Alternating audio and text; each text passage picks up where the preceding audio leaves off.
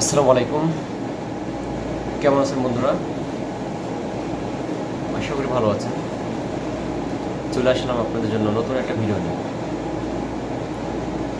তো আমার এই ভিডিওতে যে শিরোনামটা আমি দিয়েছি যে easy way to go English, আপনারা ইংরেজির কাছে কীভাবে যাবেন?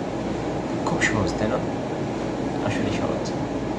তো ইংরেজির কাছে যাওয়ার কিছু পদ্ধতি আছে বা প্রসেস আছে, যে প্রসেসগুলো যদি আপনারা মনে রাখতে পারেন, খুব ইজিলি আপনি ইংলিশ বলতে পারবেন, শিখতে পারবেন, শুনে বুঝতে পারবেন, অন্যকে শেখাতে পারবেন। খুবই ইজি প্রসেস। তো আমি আমার লাস্ট ক্লাসে বলেছিলাম যে 3টা পয়েন্ট নিয়ে আলোচনা করেছিলাম, যে আমরা 3ভাবেই জ্ঞান অর্জন করে থাকি। একটা হচ্ছে পড়ার মাধ্যমে বা দেখার মাধ্যমে, একটা হচ্ছে শোনার মাধ্যমে, কান দিয়ে আমরা শুনি, আর একটা হচ্ছে ভ্রমণের মাধ্যমে, কোথাও যে সরাসরি সশরীরে দেখে তারপরে সেটা মনে রাখা।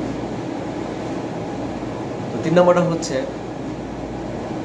আমরা ভ্রমণে যাই বা কোথাও ঘুরতে যাই। যেমন আপনাকে কেউ বললো যে ভুটান যে দেশটা আছে, দেশটা সম্পর্কে কিছু বলেন, আপনি পড়লেন, হয়তো জানলেন, পড়ে পড়ে মুখস্থ করলেন, করে বললেন, একটা বলা।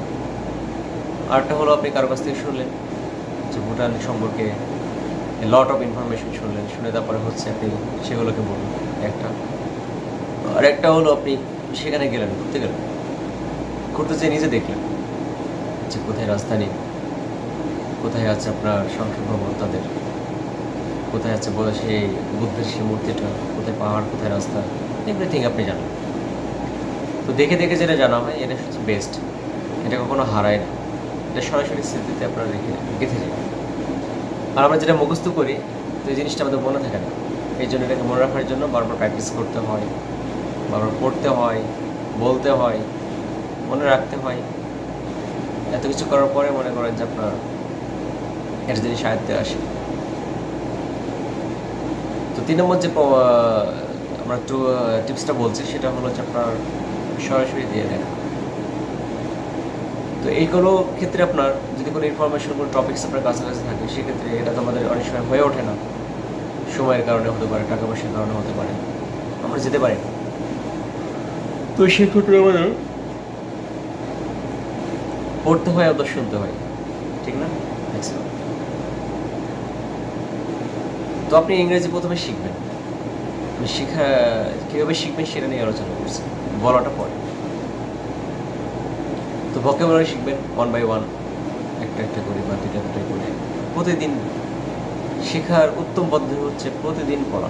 আপনি একটা হলেও প্রতিদিন পড়েন। আপনি একদিন 5 ঘন্টা পড়লেন, একদিন 10 ঘন্টা পড়লেন, আর একদিন পড়লেন না। একটা বই পড়তেছেন আপনি, একদিন পড়ে একটা বইয়ের প্রায় অনেকগুলো পড়ে ফেললেন, 5 দিন ওই বইটা আর ধরলেন না, এরপরে কোনো লাভ নেই, সবগুলো মিসিং। কিন্তু আপনি 5টা পড়েন, কিন্তু প্রতিদিন 5টা প্রতিদিন পড়েন, পড়ার মধ্যেই থাকেন, তাহলে কিন্তু আপনি শিখে যাবেন। তো এইভাবে যদি আপনি পড়তে পারেন তাহলে অবশ্যই শিখবেন।